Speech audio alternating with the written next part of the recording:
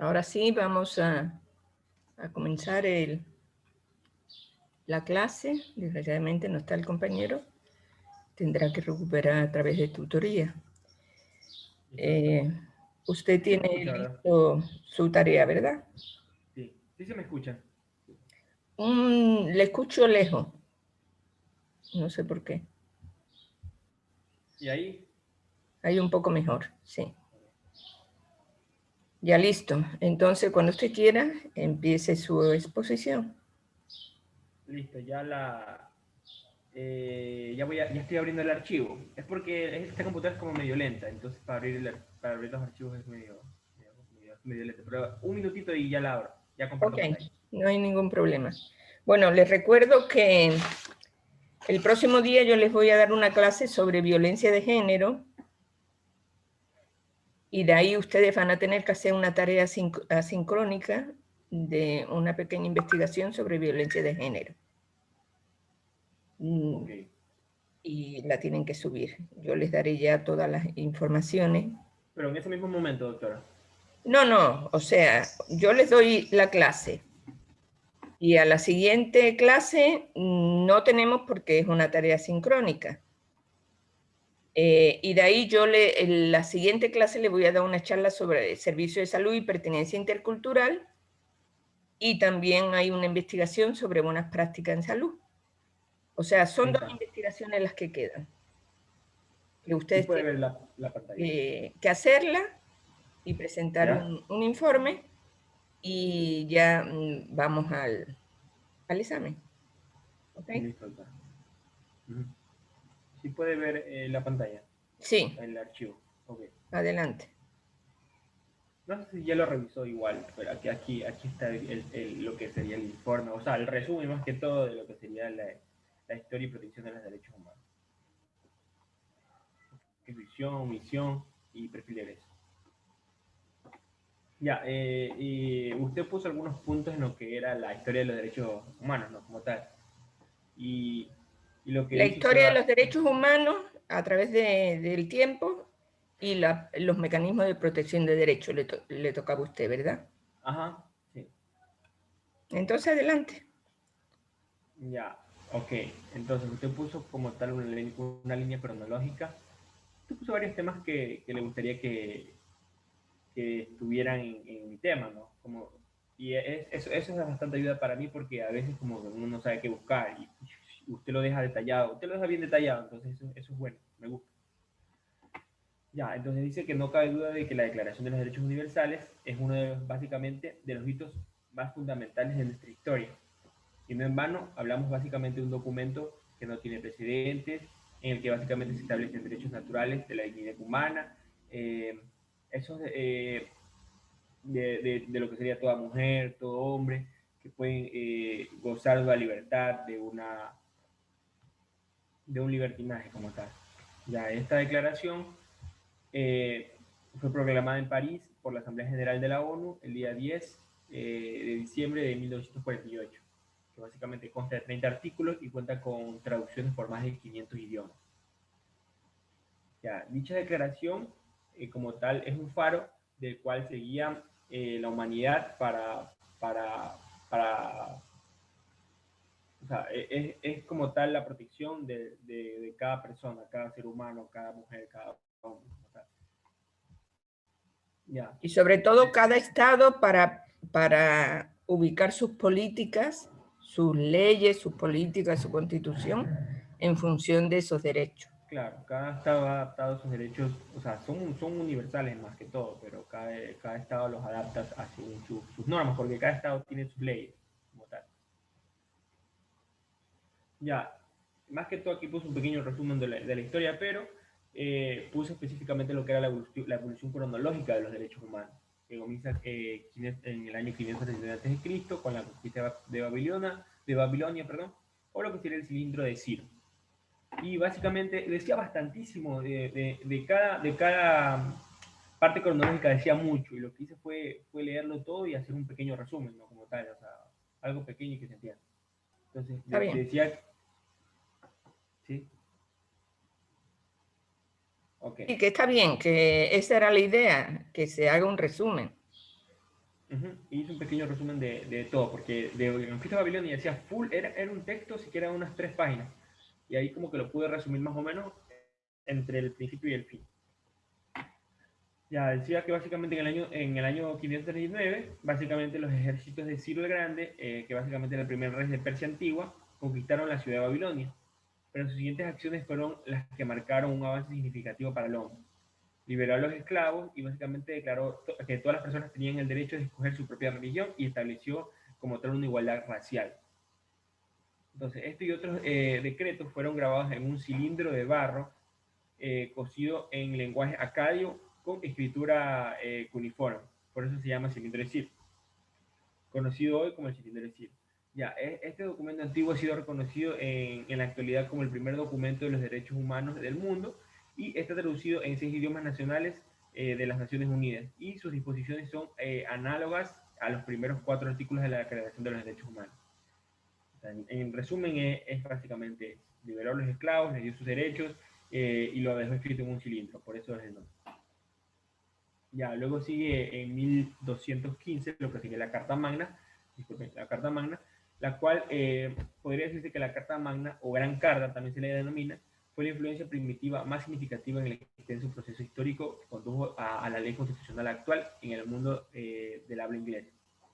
Lo que pasa en 1915 es que después de que el rey Juan de Inglaterra violara un número de leyes y tradiciones antiguas con que sabía gobernar Inglaterra, sus súbditos lo forzaron a firmar una Carta Magna, la cual enumera lo que después vino a ser como los derechos humanos, considerados como los derechos humanos. Entre ellos estaba el derecho de la Iglesia a estar libre de la intervención del gobierno, lo que serían propiedades y que se les protegiera de impuestos excesivos. Se estableció el derecho de las viudas que poseían propiedades para decidir no volver a casarse y establecer el principio de garantías legales e igualdad ante la ley. Y también contenía disposiciones que prohibían el soborno y la mala conducta de los funcionarios. Ya, luego tenemos en 1628 lo que es la petición del derecho.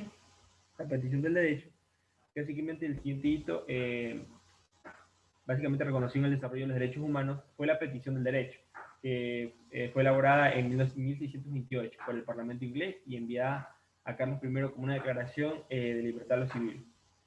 Y básicamente el rechazo del Parlamento para financiar la impopular política externa del rey, básicamente causó que su gobierno exigiera préstamos forzosos y que tuviera que acuartelar tropas en las casas de los súbditos como una medida económica, básicamente. Y lo que sería el arresto y el encarcelamiento arbitrarios por oponerse a esas políticas, básicamente fue lo que produjo en el Parlamento una hostilidad violenta hacia lo que sería Carlos y lo que sería George, que básicamente era el primer duque de Buckingham. Y la petición del derecho inicia por este señor Sir Edward Coke, que básicamente se basó en estatutos y documentos oficiales anteriores y se hace valer 4 principios que básicamente eran que no se podrá recaudar en un impuesto sin el consentimiento del Parlamento, que no se puede encarcelar a ningún súbdito sin ninguna causa probada, a ningún soldado se le pueden encuartelar con los ciudadanos y no se puede usar una ley marcial en tiempos de paz. Ya, luego le sigue en 1766, que era la independencia de las Américas.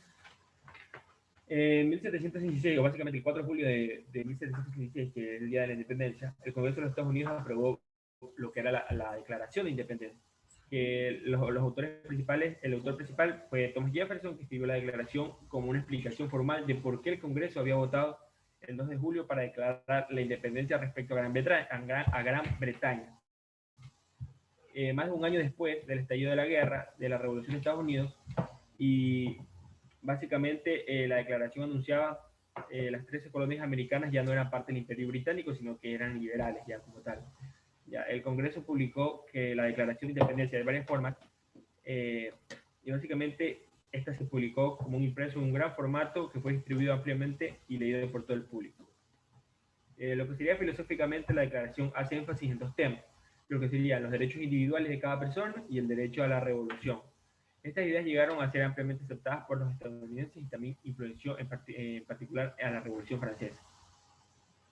Ya, luego tenemos de 1787 a 1791, que era la Constitución de los Estados Unidos o también la Carta de Derechos.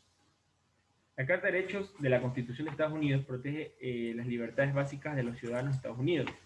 Escrita básicamente en 1787 en Filadelfia, la Constitución de Estados Unidos de América es la ley fundamental del sistema federal estadounidense y básicamente es el documento histórico del mundo occidental.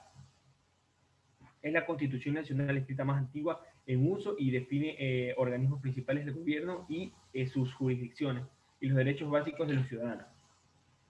La Carta de Derechos, como tal, protege la libertad de expresión, lo que sería la libertad religiosa, el derecho de tener y portar armas, el derecho de reunirse y la libertad de petición. También prohíbe lo que sería la búsqueda y incautación irrazonable, lo que sería el castigo cruel e inusual y autoincriminación obligada. Entre las protecciones legales que brinda la Declaración de los Derechos, le prohíbe al Congreso pasar ninguna ley respecto al establecimiento de religión y le prohíbe al gobierno federal privar a cualquier persona de la vida, libertad o propiedad sin debido proceso legal. Esto es muy importante. Esta fue una de las más importantes. Bueno, luego tenemos lo que sería la Declaración de los Derechos del Hombre y Ciudadanos de 1789, que dice básicamente que en 1789 el pueblo de Francia causó la abolición de una monarquía absoluta y como tal creó una plataforma para el establecimiento de la primera revolución francesa. Solo 6 semanas después del ataque súbito a la Bastilla y apenas 3 semanas después de la abolición del feudalismo. La Asamblea Nacional Constituyente adoptó la Declaración de los Derechos del Hombre y Ciudadanos como el primer paso para escribir la Constitución de la República de Francia. Lo que sería luego le sigue en 1864 la primera Convención de Ginebra. Ya, esta sí detallaba bastante, pero básicamente decía que en 1864 16 países europeos y varios países de América asistieron a una conferencia en Ginebra por la invitación básicamente del Consejo Federal Suizo y por la iniciativa de la Comisión de Ginebra. La conferencia diplomática se llevó a cabo con el propósito de adoptar un convenio para el tratamiento de soldados heridos en combate.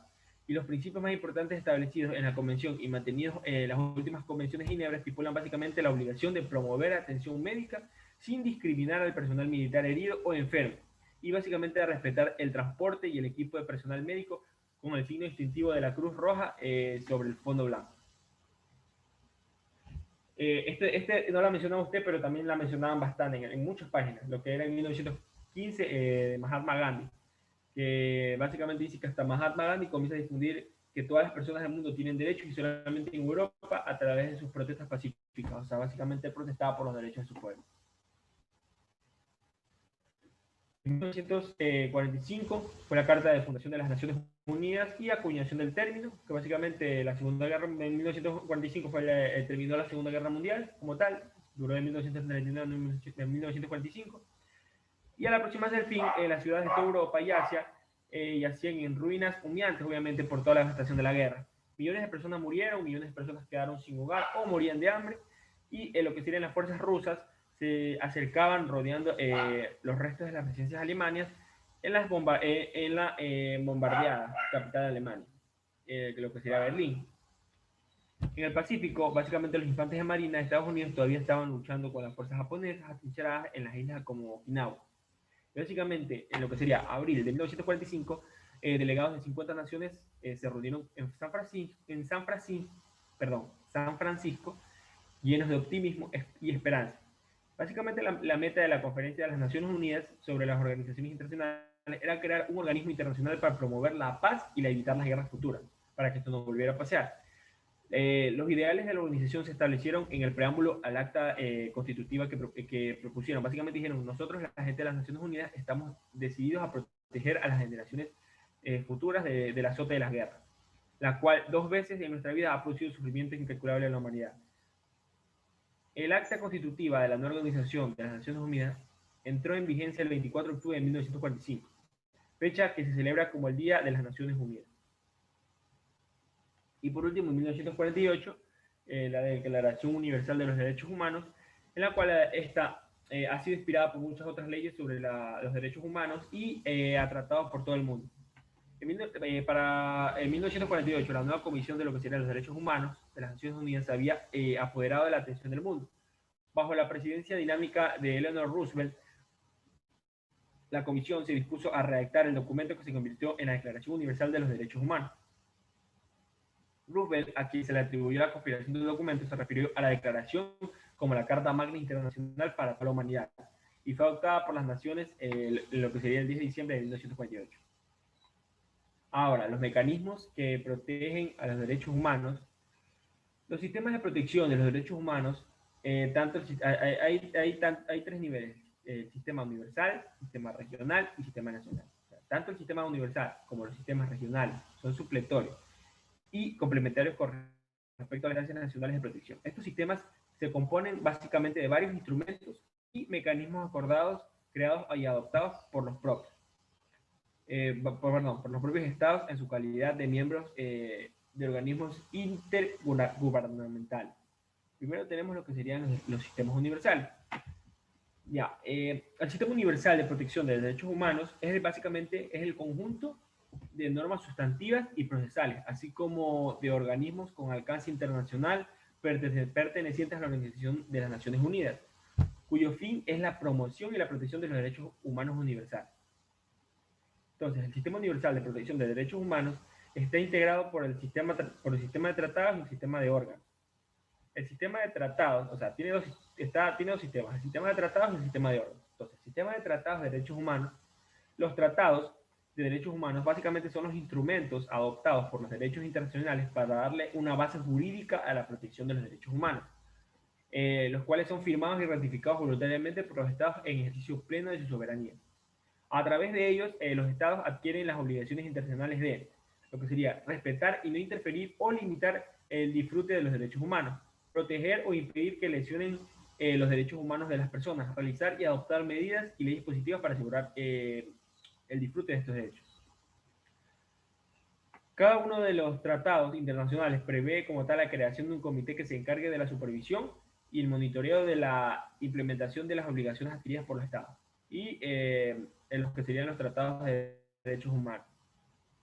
Y tenemos el otro sistema, que es el sistema de órganos de derechos, que básicamente el sistema de órganos comprende lo que serían los órganos convencionales, que son comités de expertos independientes creados para los tratados internacionales, lo que sería el alto comisionado de las Naciones Unidas para los Derechos Humanos, los procedimientos especiales y lo que sería el Consejo de Derechos Humanos. Luego tenemos lo que sería el sistema regional. Aquí me equivoco, puse regional. El sistema regional, que básicamente es un sistema regional de protección y promoción de derechos humanos, y se compone de dos órganos: la Comisión Interamericana de Derechos Humanos y lo que sería la Corte Interamericana de Derechos Humanos. Los derechos económicos, sociales y culturales también están garantizados a nivel regional, además de los mecanismos universales de protección de lo que serían los derechos humanos a nivel del sistema regional. Existen tres sistemas regionales que tienen el mismo fin, que yo encontré: el sistema africano, el sistema interamericano y el sistema europeo. Y hice un pequeño resumen de cada uno. Que decía que el sistema africano está formado bajo la Organización de la Unidad Africana, y la Carta Africana de Derechos Humanos, que básicamente se conforma de la Carta Africana de Derechos Humanos y de los pueblos, y fue adoptada en 1981 y entró en vigencia en 1986 por la Organización de los Estados Africanos, que básicamente es la precursora de la Unión Africana. Ya, la Comisión de África de los Derechos Humanos y de los Pueblos fue creada por la Carta Africana de los Derechos Humanos y de los Pueblos para lo que sería promover y proteger los derechos humanos en África. Una de las principales actividades como tal es analizar los informes sobre la situación de los derechos humanos en los Estados miembros. Ya, el otro sistema es el sistema europeo, que básicamente el Consejo Europeo promueve y protege los derechos humanos y democracia en Europa. Sus principales instrumentos de derechos humanos que protegen en Europa son la Carta Social Europea y la Convención Europea para proteger los derechos humanos y las libertades. Básicamente todos estos sistemas son sistemas regionales como tal, que protegen o avalan los derechos humanos. Como ya les dije, los tres puntos: respetar los derechos, respetar el goce de los derechos, en distintos sistemas: el europeo, africano y el sistema nacional como tal.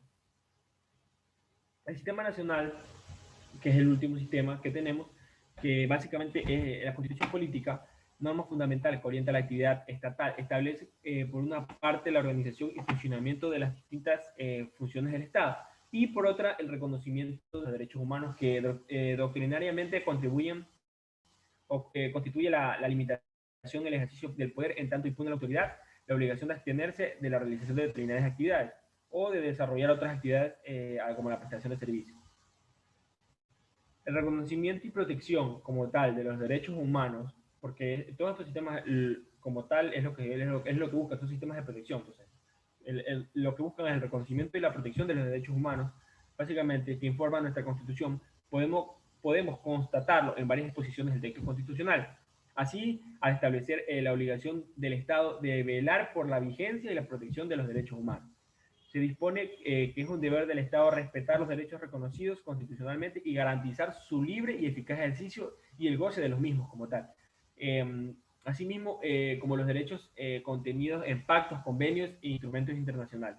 Y dentro de sus objetivos fundamentales está lo que es fortalecer la capacidad institucional, organizar los programas y proyectos estatales para permitir una gestión integral, lo que sería estructurar la política integral de derechos humanos y, y promover lo que sería la intercorporación del enfoque de los derechos, impulsar lo que sería el seguimiento y cumplimiento de los compromisos y obligaciones internacionales en materia de derechos humanos. Y ahí terminaría mi tema, doctora. Bueno, en el sistema nacional, básicamente, la parte más, diríamos, más alta sería la Constitución, pero la Constitución se queda ahí como un documento que tiene que formar parte, o sea, que ser la base a la creación de otras leyes, porque las leyes concretas son las que garantizan la protección de los derechos. La ley de salud, la ley de la niñez y adolescencia, la ley del adulto mayor, qué sé yo. Sí. Entonces, y ahí se van aterrizando el cumplimiento de los derechos a través de esas leyes y de esas normas. Y después también hay otro instrumento que es la Defensoría del Pueblo. Claro, ajá. La Defensoría del Pueblo es quien atiende cualquier vulneración de derecho de la clase que sea. Entonces, es la primera que atiende esa vulneración de derechos, después ya se lleva a los tribunales, y si no es resuelto a nivel del país, bueno, puede ser a través de la Defensoría o a través de los tribunales, pues tiene que ser resuelto a nivel, en el caso de nosotros, a nivel interamericano, a través del Sistema Interamericano de Derechos Humanos, y si no es resuelto a través del Sistema Interamericano, se lleva a la ONU. Entonces, esos serían los pasos y los mecanismos que tienen que, por ejemplo, no sé si usted se acuerda de los hermanos Restrepo, que diríamos, secuestrados por la policía y asesinados. Dos chicos de 15 y 17 años, algo así. Hace muchos años, hace como 20 años. Entonces, bueno, los padres empezaron una lucha. Aquí en el país agotaron todos los mecanismos para encontrar a los hijos y que hubiera justicia, y se fueron al Sistema Interamericano de Derechos Humanos, y la Corte Interamericana, que está en San José de Costa Rica, ahí emitió una sentencia contra el Estado ecuatoriano. Y bueno, ahí tuvieron, aparte de que declaró al Estado ecuatoriano que había sido el que había desaparecido a los niños, le impuso una multa de $2 millones. Eso hace algunos años.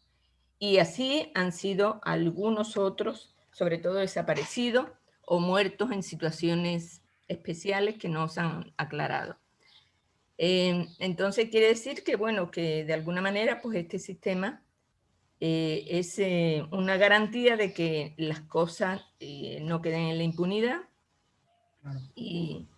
Y bueno, y se está dando algunas resoluciones. Yo quiero también indicarle a usted que hay diferencia en lo que tiene que ver. Usted lo ha dicho, hay tratados, pactos o convenciones que son completamente diferentes a lo que significan las declaraciones. Una declaración es, como su nombre indica, es una serie de intenciones. Es como o sea, es aconsejar algo. Es decir, bueno, ustedes, los estados, tienen que adoptar estos derechos humanos, pero no obliga a los estados. No es obligatorio. Las declaraciones no son obligatorias. Por eso, muchos países del mundo pues todavía tienen la pena de muerte, todavía no han adoptado muchísimas cosas. O sea, las declaraciones son instrumentos que no obligan. En cambio, los pactos, tratados o convenciones son documentos que tiene que firmar o el presidente de la República o su ministro de Relaciones Exteriores, y eso sí obligan a los estados a cumplir. Por ejemplo, el Ecuador ha suscrito algunas convenciones, por ejemplo, la Convención de los Derechos del Niño. Entonces la suscribió en el 1989, perdón, de tal manera que, como la firmó, pues, ¿qué le obligaba?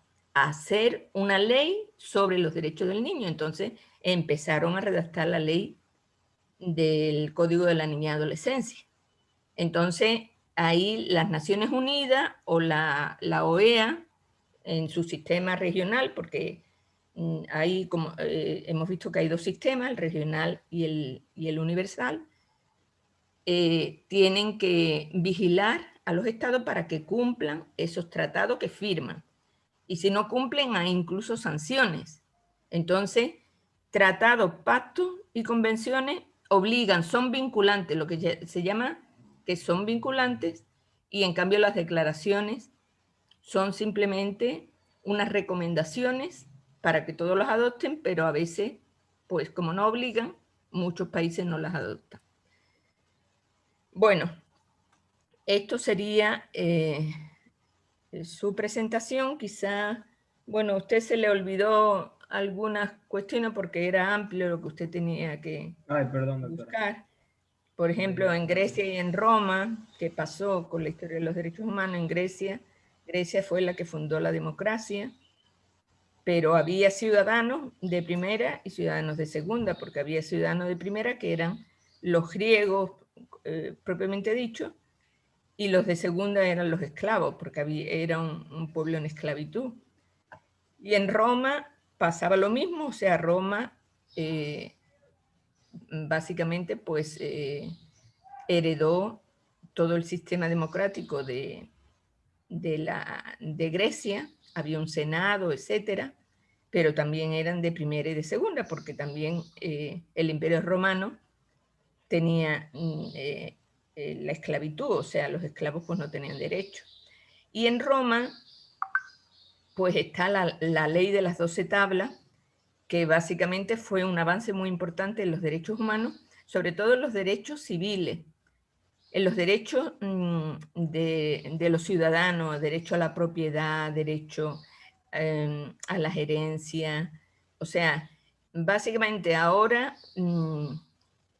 cuando se estudia leyes, se estudia el derecho romano, porque ese derecho pues ha persistido durante siglos y sigue vigente. Esa ley de las 12 tablas sigue vigente ¿Sigue vigente?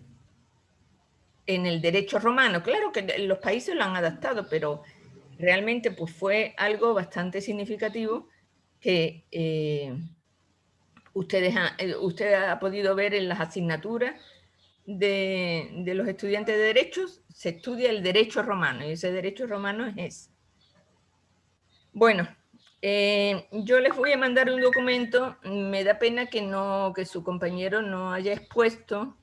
De todas maneras, cuando él exponga, yo voy a subir esa exposición para que usted la pueda ver, porque él tenía que decir, bueno, la definición de los derechos humanos, tenía que decir las características universales, sistémicos, progresivos, que son intransferibles, inalienables, etcétera, etcétera. Son algunas características. Después hay 4 generaciones de derechos, están vigentes, y también la sociedad civil ha creado lo que se llaman los derechos emergentes. Todo eso yo voy a poner en un documento para que ustedes en el momento del examen puedan leer. Pero si usted quiere, cuando su compañero exponga, si es que expone, porque ya eso depende de él, es una tutoría, ahí me imagino que él indicará. Y yo lo subiré al aula para que usted pueda ver si quiere. Entonces, bueno, quedamos que el próximo día yo voy a dar una clase que sería violencia de género. De ahí tendremos una semana sin nada, simplemente para que ustedes hagan esa investigación sobre violencia, y a la siguiente semana tendremos otra clase de, diríamos, buenas prácticas de salud, de los servicios de salud, buenas prácticas en los servicios de salud, con pertinencia de género, intercultural, etc. Entonces, ustedes también tendrán que hacer una pequeña investigación sobre eso. Y ahí terminaríamos antropología. ¿Ok? Sí, entonces, yo les espero el próximo día. Bueno, lo pondré en el chat para que usted también asista. ¿Ok? Sí, doctora. Bueno, muy bien. Muchísimas gracias. Que pase muy bien. A usted, doctora. Ya, cuídese. Igual, tenga buen día, doctora. Ok. Gracias.